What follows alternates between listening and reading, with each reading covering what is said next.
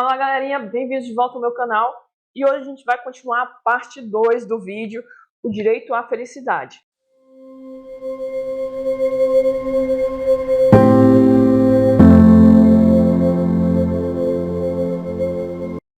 Bom, como eu falei, a minha colinha como sempre, a gente vai da página 46 à página 51, então vamos lá.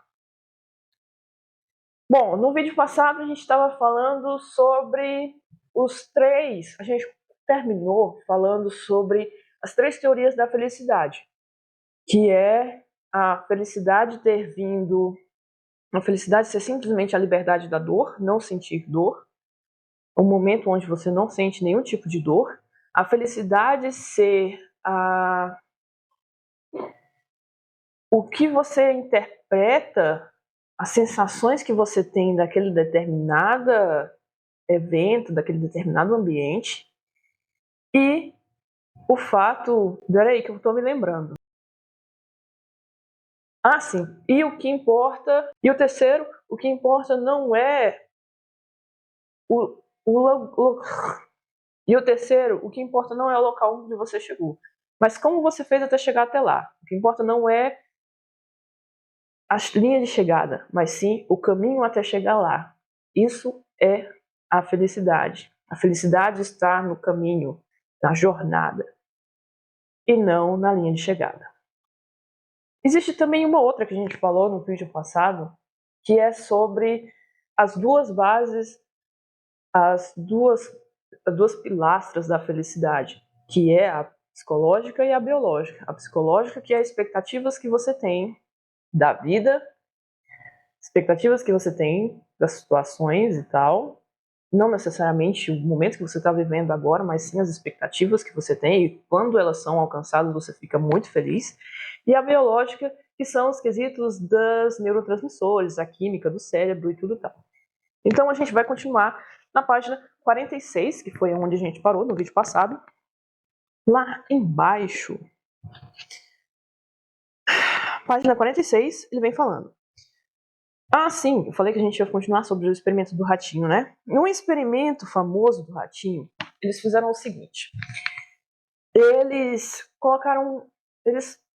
mexeram no cérebro do rato e meio que colocaram um chip ou alguma coisa lá, para que na hora que o rato apertasse em uma barra, eles soltassem um neurotransmissor da felicidade, vamos dizer assim, uma química que gerasse um estímulo para gerar a felicidade no cérebro do rato.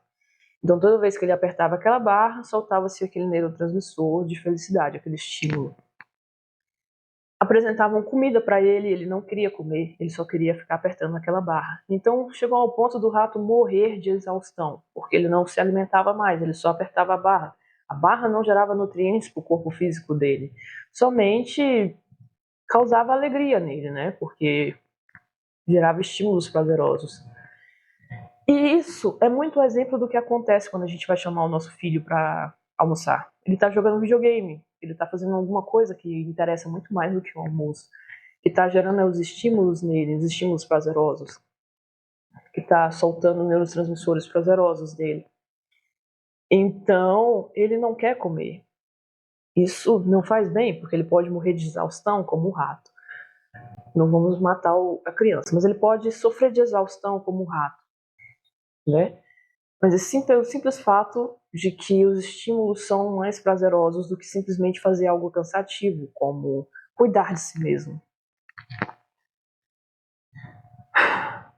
O rato pressionava a barra sem parar até desabarem de fome e exaustão. Humanos também preferem a excitação da corrida ao descanso nas lamúrias do sucesso. Então eles também preferem ficar nessa eterna... Por que essa excitação da corrida? Por que caminhão? Por que essa excitação da corrida? Porque é justamente esses pequenos prazeres de você toda vez fazer alguma coisa do seu dia, ser produtivo, dar aquele check de feito, de certo. Então isso vai gerando estímulos prazerosos no nosso dia a dia. Por isso que nós psicólogos, quando vamos trabalhar com alguém que está principalmente muito depressivo, a gente tenta fazer com que eles façam alguma coisa no seu dia a dia. E TDAH também, a gente tenta usar muito essa técnica do check. Faça uma lista dos seus afazeres, vai dando check e tal, no que você tem que fazer.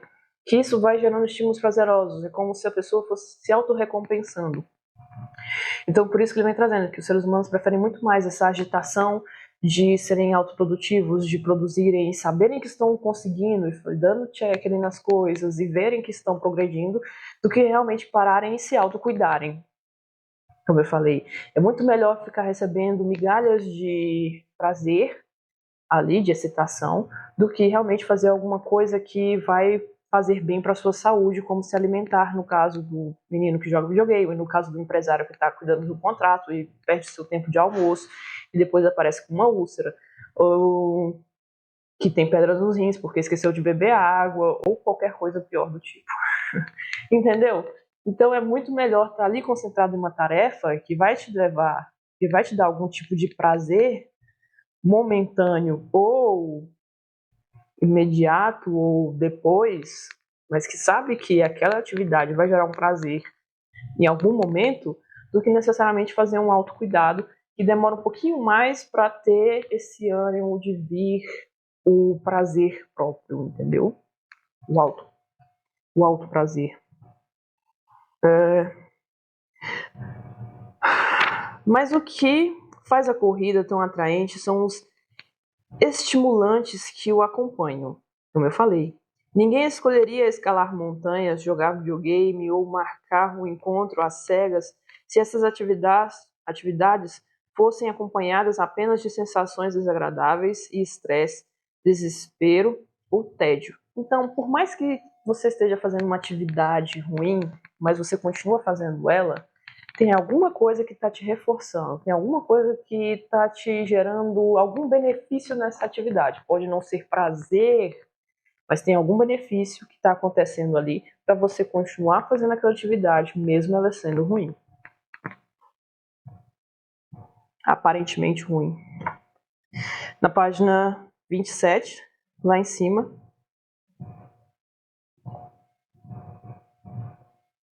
ele fala: as expectativas se adaptam às condições. Então, você tem uma expectativa de que algo vai acontecer e ela acontece.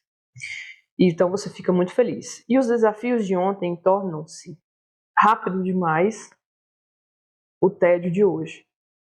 Então, assim, os desafios que eram ontem e você já superou, já se tornaram o tédio que você acordou hoje e falou assim, já superei, e agora, o que eu faço? E aí, então, aquelas expectativas que você sentiu, aquele ínfimo prazer, você já não dá mais atenção para aquilo e aí fica nessa eterna busca do prazer. Talvez a chave para a felicidade não seja nem a corrida, nem a medalha de ouro, e sim a combinação de doses certas de excitação e tranquilidade. Mas a maioria das pessoas tende a saltar toda a distância que vai do estresse ao tédio. Então, a maioria das pessoas tende a saltar toda essa distância que vai do caminho que você chega ao seu objetivo até o pronto, cheguei ao meu objetivo, já cansei, já quero outro. Entendeu? Do estresse ao tédio, do estresse do caminho ao tédio de já ter conseguido e já querer outro, partir para outro. E não consegue sentir aquele prazer do momento. Por isso que eu falei da técnica de eu vou escrever de novo. Mind yourself da Manuel. Eu sempre me embolo nessa palavra. No vídeo passado, eu ia falar sessão passada. No vídeo passado, porque é isso, essa técnica serve para realmente você se prender ao presente e viver o agora. E ver que as suas expectativas foram superadas agora e que você pode curtir isso. E que você pode sim dar um tempo e cuidar de si mesmo, e se alimentar, não fazer igual o rato que fica só pressionando a barra.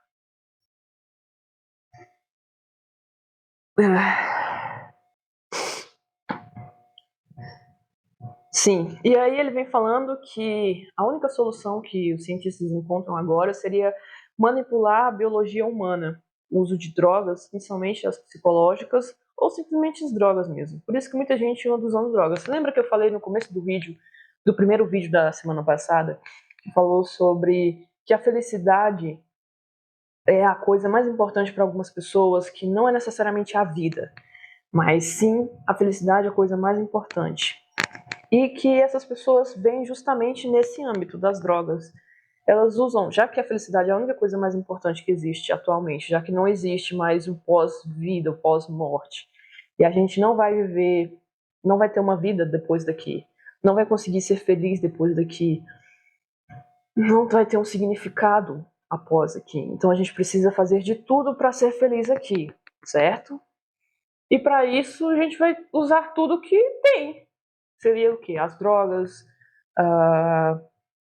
Aí vem o mundo, né? Como diz os religiosos, seria ir para o mundo, usar as drogas, a prostituição, sei lá, whatever. Fazer tudo que não está certo.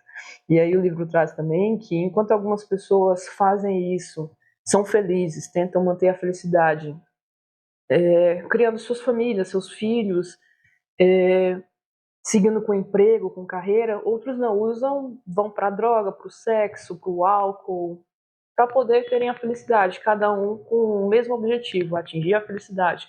Tudo que os seres humanos querem é serem felizes, não importa o que eles façam, não importa a atitude que eles tenham, eles querem ser felizes. Eles podem matar uma pessoa, mas a intenção deles é atingir o melhor para si mesmo, ser feliz de alguma forma.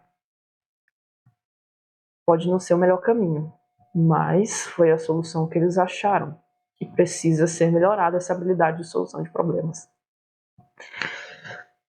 Na página 48,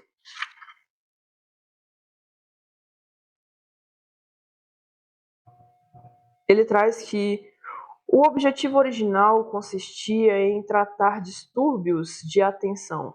Tá. Na página 48, ele vem falar sobre as escolas, como as escolas estão atualmente e como é que está o sistema muito engraçado que hoje em dia quase todo mundo tem TDAH, déficit de atenção, tem algum problema que precisa manter a atenção. Até mesmo quem não está na escola está tomando remédio para manter mais o foco, né? Para ser mais produtivo, o que não é muito bem aconselhável. E aí ele vem falando que o objetivo original consistia em tratar distúrbios de atenção, mas hoje as crianças totalmente saudáveis, até as crianças saudáveis, como eu vim falando de pessoas saudáveis fora das escolas, ele está falando que crianças totalmente saudáveis ingerem esses remédios para melhorar o desempenho e atender às crescentes expectativas dos pais e professores.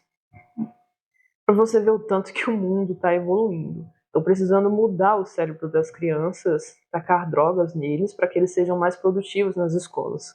Se existem alunos que sofrem de transtorno de atenção e de estresse e tiram notas baixas, talvez a culpa deva ser atribuída aos modelos de ensino antiquados, às classes lotadas, a um ritmo de vida que não é natural. Talvez devamos modificar as escolas e não as crianças. Cara, presta atenção comigo. Se a maioria das crianças hoje em dia estão tendo déficit de atenção, hiperatividade, estão tendo problemas para tirar notas, estão tendo dificuldade na escola, com rendimento e tal, o problema está nas crianças, que são a maioria, ou está nas escolas? Com seus métodos antigos e antiquados de ensino, que não chamam mais a atenção ao meio de tanta tecnologia que existe hoje em dia. Hoje em dia os estímulos estão mais assim, ó. Hoje em dia existem estímulos de luz para tudo quanto é lado, principalmente nas cidades grandes, onde existem aqueles telões. Até aqui com São Paraguaia, cara, existem 2 telões que chamam muita atenção da gente, um que fica em frente a Meus Sabores e outro que fica na rotatória ali na entrada da cidade. Aquilo dali brilha até durante o dia, no sol de meio-dia, aquilo ali tá brilhando, cara. Imagine de noite, aquilo ali é o sol ali no meio da avenida. Aquilo ali arde o olho. Então, assim, hoje em dia tem muitos estímulos visuais, estímulos auditivos, que tá toda hora a gente tem que estar prestando atenção. Então não tem mais essa coisa de ficar sentado na frente de algum lugar e ver um professor conversando por 300 horas, cara. Não dá. Não dá, não tem graça, não vale mais a pena. Então, será que é os alunos que são. Será que é a maioria dos alunos, quase os alunos que aumentaram a porcentagem desses transtornos, ou o problema está na escola, que não consegue mais prender a atenção dessa geração atual? Será quem está com problema dessa vez? Hein? E aí o livro vem trazer. Mas há um ponto que todos sempre concordaram. Para poder melhorar a educação, era preciso mudar as escolas. Hoje, pela primeira vez na história, algumas pessoas pensam que seria mais eficaz mudar a bioquímica dos alunos do que mudar as escolas. Então, seria muito mais eficaz drogar todos os alunos, fazer eles se encaixarem naquela doutrinação escolar, do que necessariamente mudar a forma de educar, já que a tecnologia evoluiu tanto, menos o sistema de educação. Engraçado, né? É um fato interessante a se pensar. Na página 49, ele traz que pessoas consomem bebidas, é o que eu vinha falando, que pessoas consomem bebidas alcoólicas, fumam, vou ler. Pessoas consomem bebidas alcoólicas para esquecer de alguma coisa, fumam para se sentirem em paz, fazem uso de cocaína, de metanfetaminas para ficarem espertas e confiantes, enquanto ecstais, não sei o que é isso, proporciona uma sensação de êxtase. LSD faz o usuário ir ao encontro da Luciino de... gente, eu não sei. Vou botar aí vocês lerem. O que algumas pessoas esperam alcançar estudando, trabalhando ou criando uma família, outros tentam obter muito mais facilmente por meio de dosagens corretas de moléculas.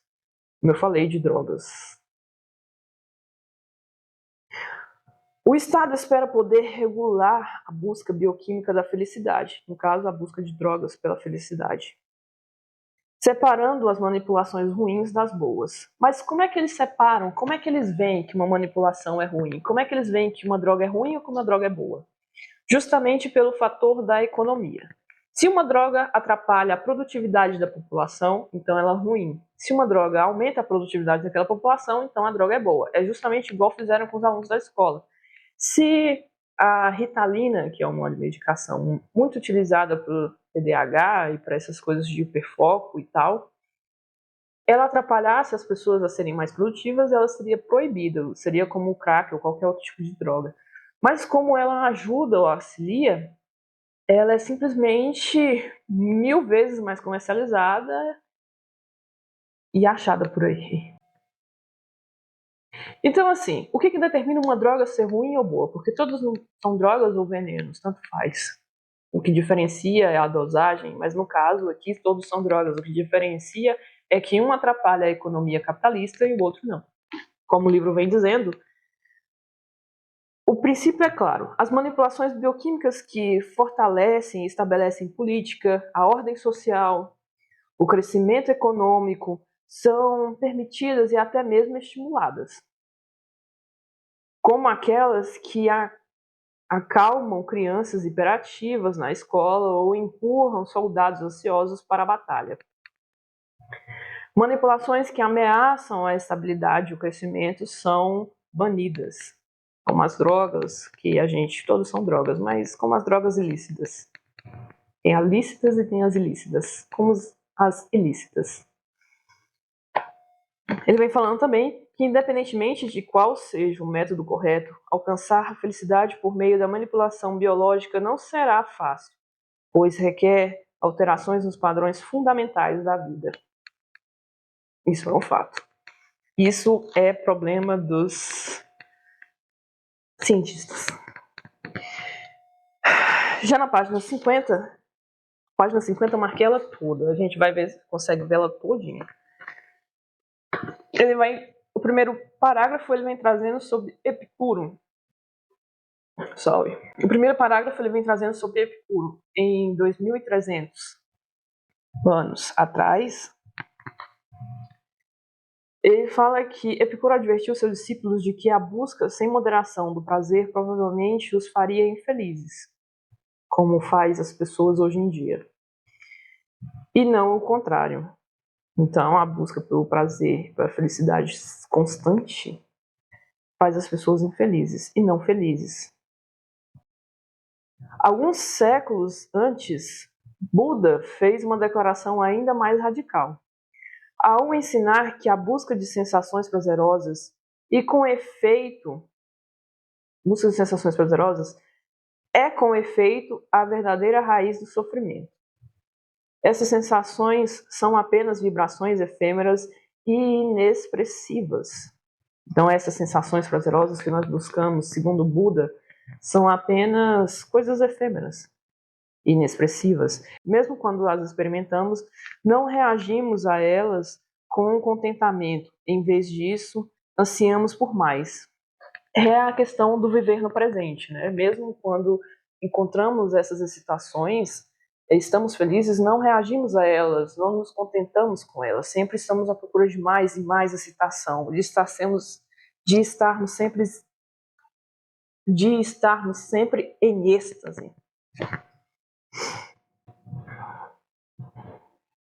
Não importa, portanto, quantas sensações de bem-aventurança ou excitação alguém possa experimentar, elas sempre serão insuficientes.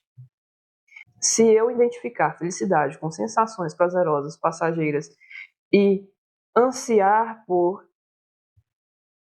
experimentá-las mais e mais, não terei escolha senão a de buscá-las constantemente. A constante busca pela felicidade que nunca chega porque você não vive o presente. Você não se satisfaz com as conquistas que você tem a cada dia.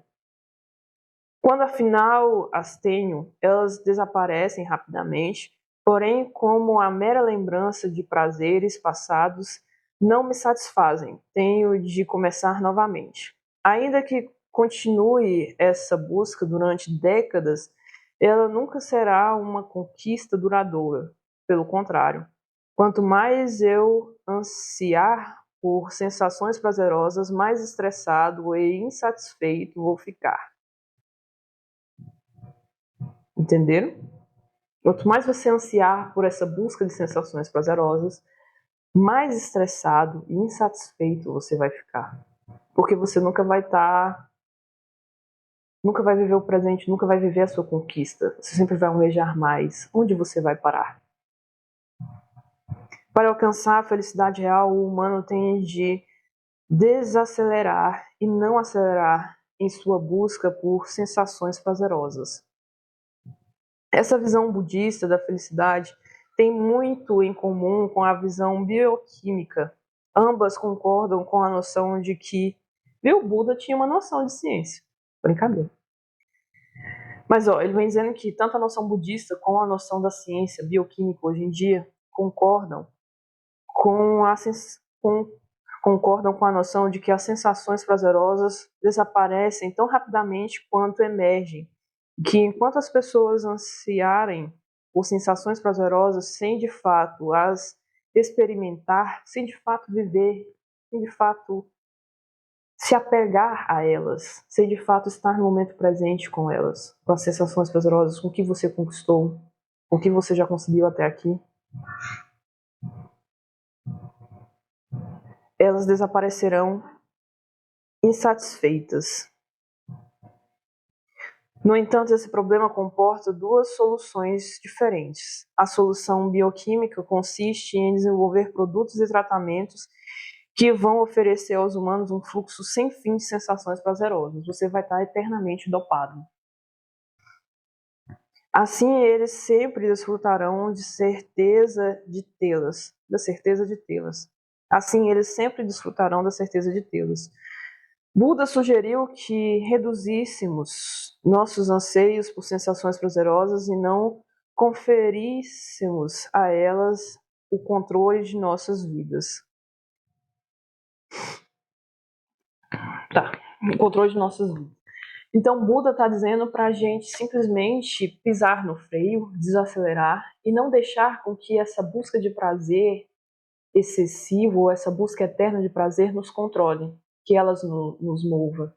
Por que você está fazendo isso? Porque eu quero sentir prazer. Não. Pare um tempo. Relaxe, cuide mais de você. Veja o que você está fazendo, veja o porquê você está fazendo. Viva mais o momento presente. Isso que Buda traz. E acho que bem por isso que Buda foi usado muito na técnica DBT, né? Bem por isso. Bem por isso mesmo. Quando a mente aprende a enxergar nossas sensações tais como elas são, ou seja, vibrações efêmeras e inexpressivas, perdemos o interesse em persegui-las. Então Buda vem trazendo que quando a mente aprende a enxergar essas sensações, essas excitações de prazeres eternos como algo que é passageiro, como algo que logo logo vai passar e que não vale a pena, a gente aprende a viver sem elas. A gente aprende a ser mais feliz sem elas. E quando elas acontecem, a gente aprende a viver elas naquele momento e não ficar almejando por eternamente mais. Para o rolo compressor capitalista, felicidade e prazer, cada ano que passa diminui nossa tolerância em relação às sensações que não oferecem prazer e aumenta nossa ânsia por sensações que o provocam. Então, pela nossa sociedade capitalista, né, de felicidade e prazer. Peraí. Para o rolo compressor capitalista, felicidade é prazer. Então, se você tem algum prazer ali sexual, gozo sexual, aquilo ali é felicidade. Se você toma um sorvete, aquilo ali é felicidade. Se você tem prazeres efêmeros, como diz Buda, aquilo ali é felicidade, segundo o capitalismo, né? Porque eles querem que você consuma mais e mais. Cada ano que passa diminui nossa tolerância em relação às sensações, ao que nós sentimos, ao que nós vivemos, que não oferecem prazer. Cada ano que passa nós aumentamos a nossa intolerância ao que não nos oferece sensações prazerosas. E aumenta a nossa ânsia por sensações que provoquem sensações prazerosas, que provoquem alegria na gente. Tanto a pesquisa científica como a atividade econômica estão engrenadas para atingir esse fim. E a cada ano se produzem analgésicos mais potentes, novos sabores de sorvetes, colchões mais confortáveis e mais jogos viciantes para nossos smartphones, a fim de que não tenhamos um só momento de tédio. Então o capitalismo está aí para isso, dizendo que felicidade é prazer, que esses momentos pequenos de sensações são o que você precisa procurar para o resto da sua vida, para que você consuma mais e mais, compre mais e mais. E deve ser bem por isso que do aumento da obesidade também, né? E tudo isso não será suficiente. A evolução não adaptou o Homo sapiens a experimentar um prazer constante. Sorvete, smartphone não vão fornecer o prazer procurado. Será necessário mudar nossa biologia e fazer a reengenharia de nossos corpos e mentes.